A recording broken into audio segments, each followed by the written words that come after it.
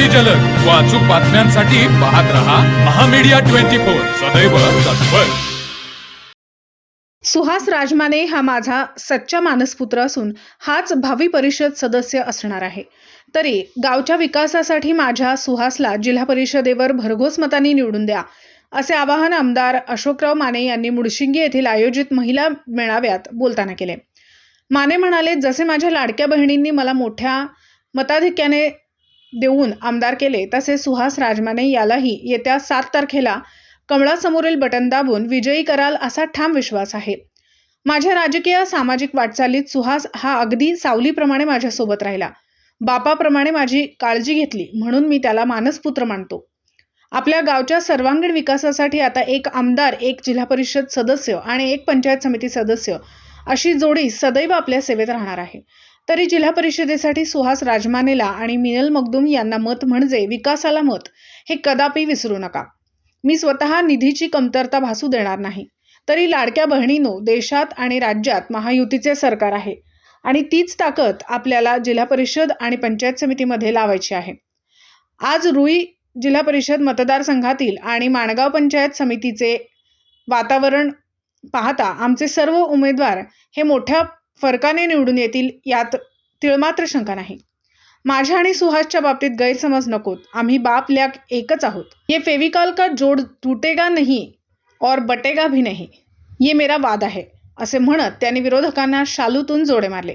माणगावचे सरपंच राजू मखदूम म्हणाले, बापूंच्या आणि सुहासबाबतच्या अफवा विरोधकांकडून पसरवण्यात आल्या, मात्र हा धप्पा होता। बापू आपल्याकडे येणार या आशेवर बसलेले विरोधक बसले, मात्र ती त्यांची आशाच राहिली। मुडशिंगीचा विकास हा माणगावच्या सारखाच करणार असून रोजगार निर्मितीला प्राधान्य देण्यात येणार आहे।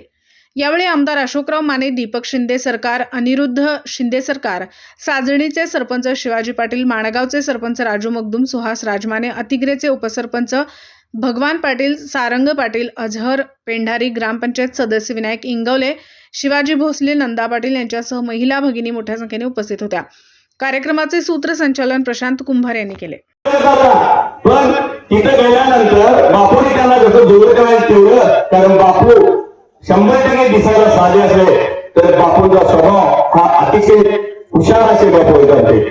बापूंच्या अडचणीच्या वेळेला कोण मदत केली आणि बापूंच्या वरती वार कोण केला हे ओळखणारे असे आमचे देव माणूस कोण असेल तर ते आमदार अशोकराव माने बापू आहेत। येणाऱ्या काळामध्ये बापूंच्या माध्यमातून या ठिकाणी हा कळणे विधानसभा मतदारसंघाचा 100% विकास होणार आहे। पण आपल्या रुई जिल्हा परिषद मतदारसंघामध्ये बापूंच्या माध्यमातून, कारण सुहास यांचा प्रिय असल्यामुळे ज्या वेळेला बापू 100 कामं सांगते त्यावेळेला सुहास बापूंना सांगेल, बापू माझ्या रुईमध्ये पण आपण थोडं 10 लाख एक्स्ट्रा देऊया, आणि नक्की बापू त्या वेळेला सुहास ऐकतील। कारण बापू आणि सुहास ही एक जोडी अशी आहे, बापूने जरी सुहासला जन्म दिला नसला, बापूंचं रक्ताचं नातं असलं तरी सुद्धा सुहास हा बापूंच्या वयाच्या 15व्या वर्षीपासून काम करतोय। मला सांगण्यात आलं 100 रुपये पगारापासून बापूंनी त्याला मदत करायला चालू केली। आज त्याच्या डोक्यावर जे छत आहे ते छत सुद्धा बापूंनी त्या ठिकाणी त्याला दिलेलं आहे। आज त्याच्या प्रत्येक गोष्टीवरती बापूंनी त्याला मदत केलेली आहे। जसं आपल्या मुलाला बाप सांभाळतो त्याच पद्धतीनं बापूने सुहासला सांभाळलेला आहे आणि त्या सुहासला 1,00,000% बापूंचा आशीर्वाद आहे।